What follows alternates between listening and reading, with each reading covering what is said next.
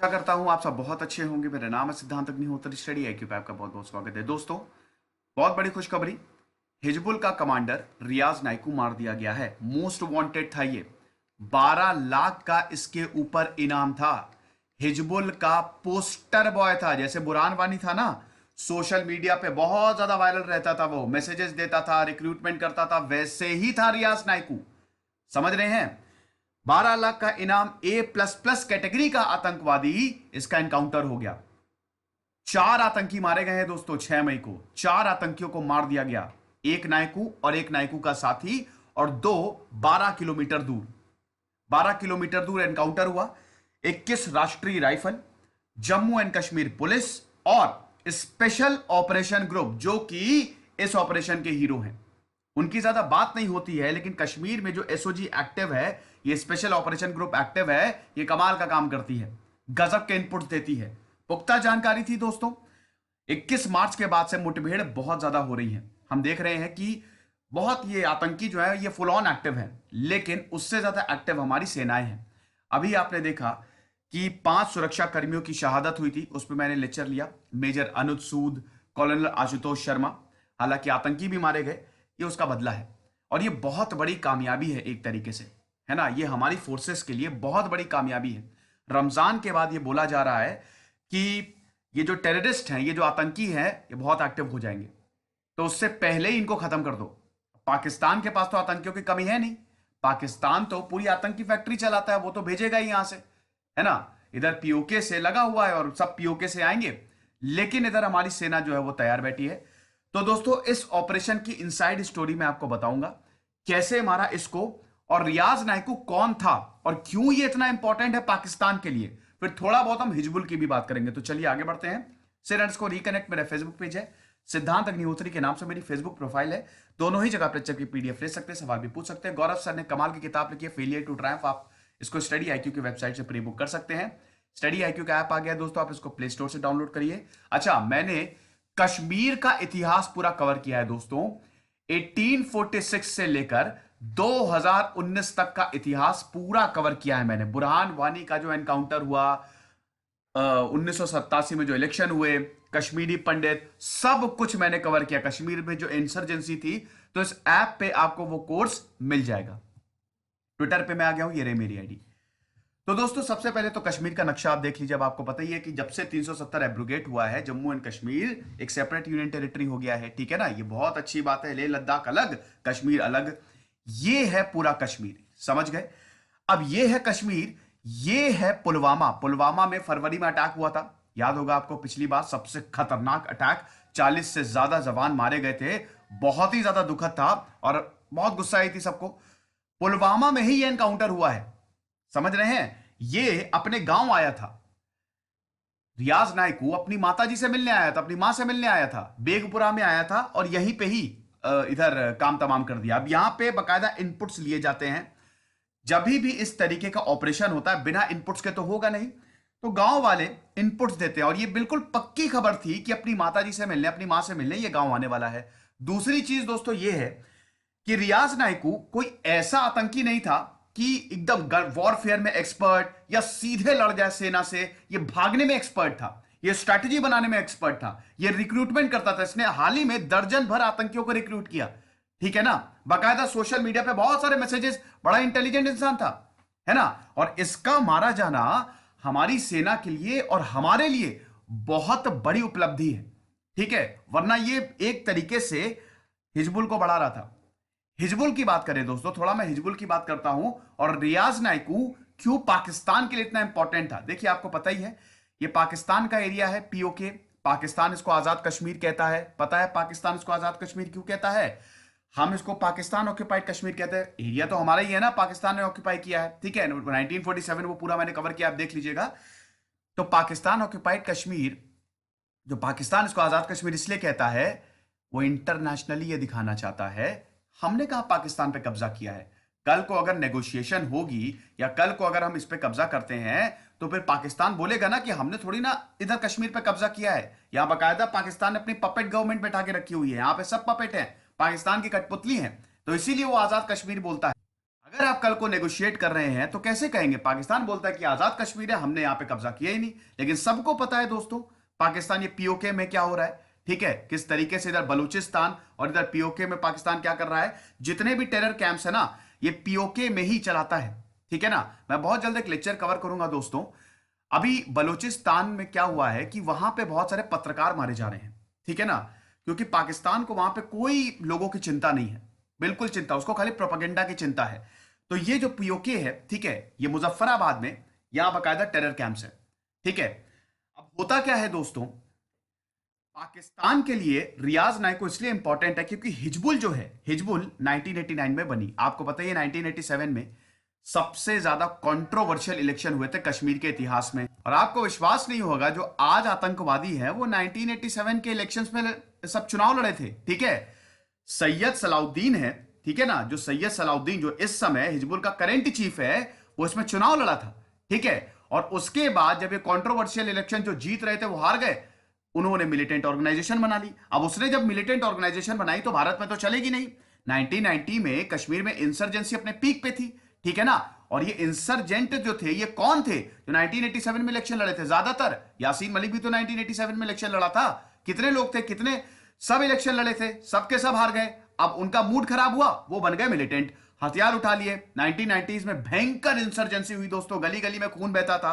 उसके बाद 1991 में फिर भारतीय सेना ने कमान संभाली और सबको दौड़ा दौड़ा के मारा। और जब ऐसा हुआ दोस्तों तो ये इंसर्जेंसी शांत हुई। अब बहुत सारे जो मिलिटेंट्स थे वो बोलने लगे कि अब हमको डेमोक्रेटिक तरीके से यहां पे कश्मीर के बारे में आवाज उठाएंगे। लेकिन बहुत लोग मिलिटेंट बने रहे। उसमें एक ऑर्गेनाइजेशन थी हिजबुल, जो कि 1989 में बनी।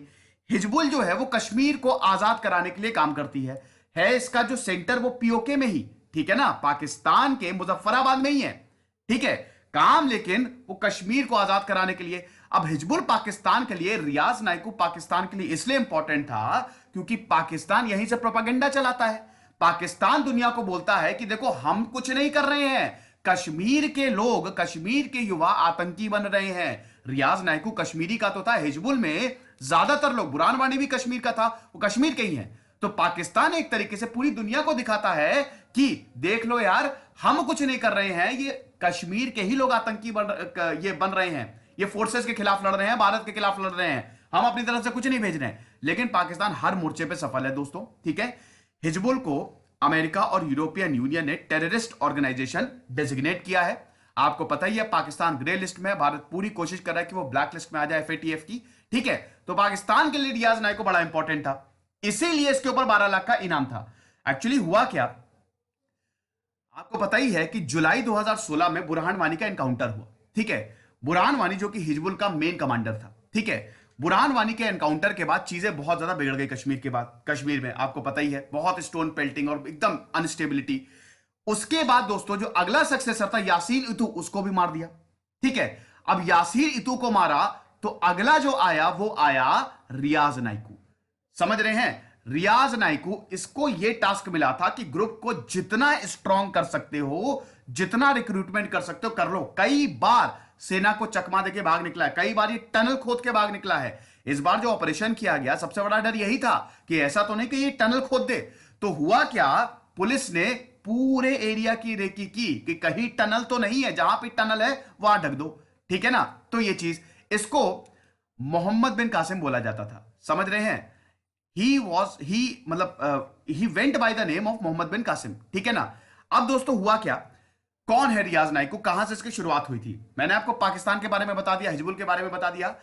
रियाज नाइकू एक टीचर था, वहां के एक दर्जी का बेटा है, इनके पिताजी का नाम है असादुल्लाह नाइकू। तो इनके पिताजी टेलर थे, अवंतीपुरा में साउथ कश्मीर में इनका गांव है, ठीक है। अब हुआ क्या, मैथ्स से इन्होंने एमएससी किया था, एक टीचर था। लेकिन अब इनका परिवार बोलता है कि 2012 में इनको पुलिस पकड़ के ले गई और इनको बड़ा मारा पीटा। उसके बाद ये बन गए आतंकी। जब पुलिस ने इनको छोड़ा तो ये बन गए आतंकवादी। और 6 साल के मतलब 2020 तक, मतलब 5 साल, 2017 के बाद से एकदम से ये टॉप कमांडर हो गया हिजबुल का। इसने सईद सलाउद्दीन का भी भरोसा जीत लिया, सईद सलाउद्दीन का भी भरोसा जीत लिया, ठीक है। और उसके बाद फिर इसको यही टास्क दिया गया कि जो ग्रुप है उसको और ज्यादा ताकतवर बनाओ, ठीक है। अब आपको बताइए कि 5 अगस्त 2019 को 370 एब्रोगेट कर दिया गया, तब से वहां पे कर्फ्यू लगा हुआ है, ठीक है, क्योंकि लॉ एंड ऑर्डर की सिचुएशन ना बिगड़ जाए, प्रॉब्लम ना हो जाए, इसीलिए सरकार ने वहां पे कर्फ्यू लगा के रखा है, ठीक है। ए प्लस प्लस कैटेगरी का ये आतंकी था। 2018 में दोस्तों इसने पुलिस वालों को किडनैप कर लिया था, ठीक है, इसने पुलिस वालों को किडनैप कर लिया था और बोला था, इनके पिताजी को पकड़ के ले गई थी पुलिस कि तुम्हारा बेटा कहाँ है, उसको हमको सौंप दो, क्योंकि दोस्तों इस तरीके के बहुत सारे सिविलियंस भी मारे जाते हैं ना, ठीक है। ये जो मिलिटेंट्स हैं ये किसी के सगे तो होते नहीं है, बहुत सारे सिविलियंस माने जाते हैं, पुलिस वालों को मारते हैं, ये इनको क्या लेना देना, उनको तो खाली अनस्टेबिलिटी फैलानी है, ठीक है, जितनी हिंसा है फैला दो। तो हुआ क्या कि पिताजी को इनको पकड़ के ले गई पुलिस, और इधर 11 पुलिस वालों को इसने किडनैप कर लिया कि पिताजी को छोड़ो वरना सबको मार देंगे, ठीक है। अब हम ये देखते हैं दोस्तों, इसकी तलाश काफी टाइम से थी, 12 लाख का इनाम था, ए प्लस प्लस कैटेगरी का मतलब एकदम हाई प्रायोरिटी टेररिस्ट है, मोस्ट वांटेड टेररिस्ट है, ठीक है। गांव वालों ने इनपुट्स दिए कि रियाज नायकू अपने घर आ सकता है, पुलवामा में बेगपुरा में अपनी मां से मिलने आ सकता है। ये जैसे ही पता चला फोर्सेस को, तुरंत वो चौकन्नी हो गई। ये बात है दोस्तों अभी परसों की, ट्यूसडे की, ठीक है। हालांकि एक हफ्ते से पहले ये सर्च ऑपरेशन जारी था, एक हफ्ते से पहले जो स्पेशल ऑपरेशन ग्रुप है कश्मीर का, और जो जम्मू एंड कश्मीर पुलिस है वो बकायदा, और 21 आरआर है, 21 आरआर है, वो बकायदा ऑपरेशन चला रही थी, ठीक है, कि आतंकियों को पकड़ो, ढूंढो, मारो, है ना। अभी आप देख ही रहे हैं। आपको बता दूं दोस्तों कि 21 मार्च के बाद जो सिचुएशन है वो बहुत ज्यादा अच्छी नहीं है। अब ये मार्च के बाद, 21 मार्च के बाद से दोस्तों मुठभेड़ बहुत ज्यादा हुई है, 30 आतंकियों को एक के बाद एक हमारी फोर्सेस ने मारा है, ठीक है ना। तो दोस्तों ये जब पता चला तो ये भाग ना पाए, क्योंकि भागने में एक्सपर्ट था, तो पूरे गांव की, मतलब जहां पे ये था, बकायदा पेरीमीटर बनाया और घेराबंदी कर दी। रियाज नायको को पता चल गया कि मेरी घेराबंदी हो गई है। वेंसडे को सुबह ये ऑपरेशन बिल्कुल शुरू किया गया, और कुछ ही घंटों के अंदर रियाज नायकू को मारा गया, और उसके साथ एक और आतंकी था, उसको भी मारा गया। उसके बाद भागने का कोई तरीका नहीं था। फिर जब एनकाउंटर हुआ तो रियाज नायकू मारा गया, एक घर से दूसरे घर भागा और दूसरे घर में इसका एनकाउंटर कर दिया, ठीक है। और फिर हमको कल ये खबर आई कि रियाज नायकू का एनकाउंटर हो गया, और इसके घर से 12 किलोमीटर दूर दोस्तों, 12 किलोमीटर दूर दो और आतंकियों को मारा गया, ठीक है ना। अवंतीपुरा में 2 और आतंकियों को मारा गया, ठीक है। तो टोटल 4 आतंकी मारे गए हैं। तो सेना के लिए यह बहुत बड़ी कामयाबी है। अब हिजबुल पे क्या इसका असर पड़ने वाला है? अब जाहिर सी बात है, इससे हिजबुल का जो स्ट्रक्चर है वो बिगड़ेगा, बहुत तगड़े से बिगड़ेगा, क्योंकि कमांडर अब बहुत कम है। देखिए, पुलिस जो है और जो फोर्सेस है वो बहुत ज्यादा एक्टिव है, ठीक है। इस समय सरवाइव करना it is next to impossible, ठीक। तो यहां पे अब जो भी ऐसे इनपुट्स मिलेंगे, पुलिस बिल्कुल चौकन्नी है। और आपको बता दूं कि ये भी इनपुट्स मिले हैं कि रमजान के बाद और ज्यादा अटैक हो सकते हैं, तो फोर्सेज जो है वो अलर्ट पे हैं, ठीक है। पुलवामा, शोपिया, कुलगांव, अनंतनाग, ये सब जगह जो फोर्सेज हैं, एडिशनल फोर्सेज को डिप्लॉय कर दिया गया है। साथ ही साथ दोस्तों, जब इसको मारा गया तो स्टोन पेल्टिंग की भी घटना हुई, ठीक है, पत्थरबाजी भी हुई वहां पे सेना के ऊपर, ठीक है, जब इसका एनकाउंटर किया गया। तो ये चीज अब 21 मार्च के बाद दोस्तों, 21 मार्च से 30 आतंकियों को मारा जा चुका है। और इस रियाज नायको की प्लानिंग दोस्तों अप्रैल में ही शुरू कर दी थी कि कैसे इसको मारना है, कैसे घेराबंदी करनी है। स्ट्रैटेजी में काम अप्रैल से ही शुरू हो गया था दोस्तों, सेना ने अप्रैल से ही स्ट्रैटेजी बनानी शुरू कर दी थी, ठीक है। तो यहां पे 15 बार मुठभेड़ हुई है 21 मार्च के बाद से, और 30 आतंकियों को मारा गया है। इंटरनेट, एसएमएस, ये सब बंद हो गया। देखिए, इस तरीके का जब ऑपरेशन होता है तो इंटरनेट सेवाएं बिल्कुल बंद कर दी जाती है, सही भी है, ताकि कोई ऐसे मैसेज सर्कुलेट ना हो जो भड़का दे और फिर लोग सड़कों पे आ जाएं और लॉ एंड ऑर्डर बिगड़े, ठीक है ना दोस्तों। 21 मार्च के बाद से 30 आतंकी के अलावा हमारे 20 से ज्यादा सिक्योरिटी पर्सनल, 20 से ज्यादा जवानों ने अपनी शहादत दी है, शहीद हुए, ये वॉरियर शहीद हुए हैं फर्ज को निभाते हुए, ठीक है। तो ये कहानी थी दोस्तों कि किस तरीके से रियाज नायकू को मारा गया, क्यों पाकिस्तान के लिए रियाज नायकू इंपॉर्टेंट है, हिजबुल क्या है। आई होप आपको इंसाइट मिला होगा। अभी तो आपको और ऐसे ऑपरेशन देखने को मिलेंगे और ऐसी न्यूज सामने आएगी, क्योंकि हमारी फोर्सेज जो है वो बिल्कुल चौकन्नी है। एक चीज यहां पे ऐड करना होगा कि हिंसा तो कभी किसी का सहारा, मतलब किसी चीज का रास्ता होती नहीं। गांधी जी तो यही कहते थे, अगर आपको कोई प्रॉब्लम है तो आप पॉलिटिक्स में आओ, आप आईएएस बनो, आप यूपीएससी निकालो, आप सरकार से बात करो। आप उठा के बंदूक ले रहे हो, मतलब बंदूक उठा रहे हो और उसके बाद लोगों को मार रहे हो, सिक्योरिटी पर्सनल को मार रहे हो, तो ये शायद सही नहीं है ना। फिलहाल देखेंगे दोस्तों, हमारी जो सेना है वो बिल्कुल सक्षम है इन सारी चीजों से डील करने के लिए। आई होप ये लेक्चर आपको पसंद आया होगा। खुश रहिए, पढ़ते रहिए। दिस इज सिद्धांत अग्निहोत्री साइनिंग ऑफ।